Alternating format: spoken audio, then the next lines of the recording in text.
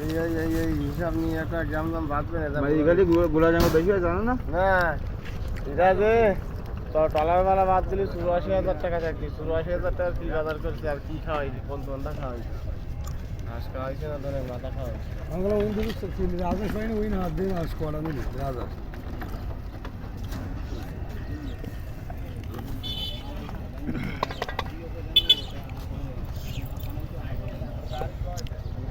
ও রে good video পাই আমি তো কম্পাউন্ডার। হ্যাঁ তুমি তো আমার ধনের আকার ওকার সব জানো।